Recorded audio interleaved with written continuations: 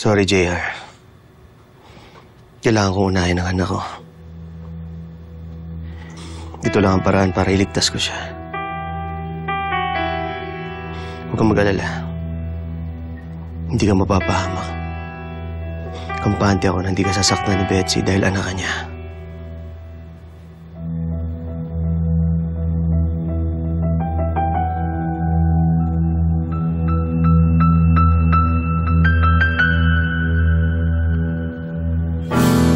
Anong ginagawa mo?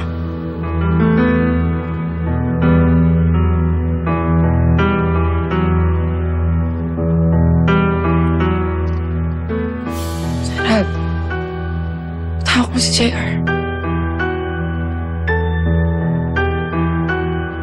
Sorry, Gina. Ito lang kailangan gawin para maligtas siya.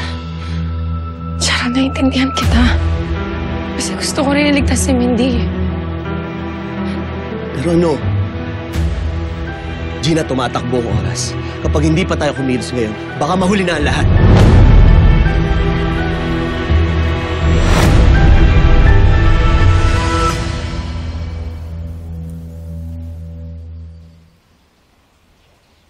Susan, bakit yung bata lang ang hining ransom ni Betsy kay Robert?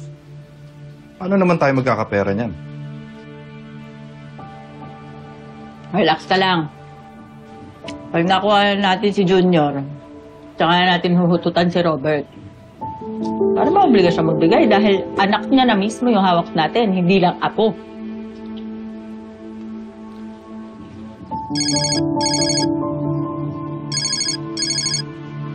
Oh, yan na. Magkakaalaman na.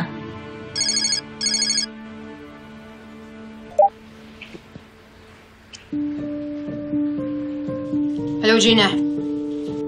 Bago tayo magpatuloy, gusto ko muna malaman ang lagay ng anak ko. Kumakain ba siya sa tamang oras? Nakakatulog ba siya ng maayos? Oo, maayos yung lagay niya.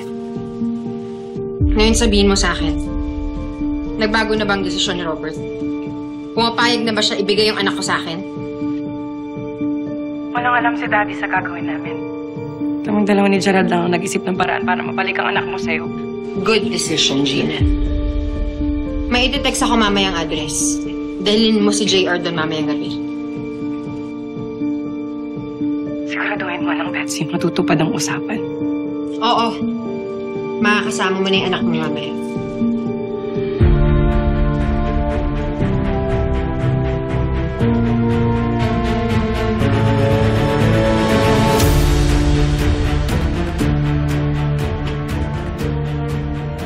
Buti na papayag mo si Gina.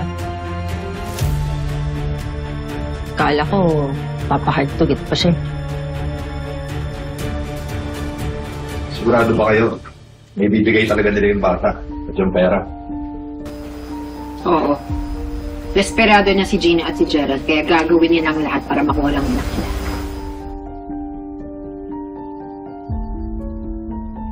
Sa akin lang naman, mas maganda yung nakakasigurado tayo.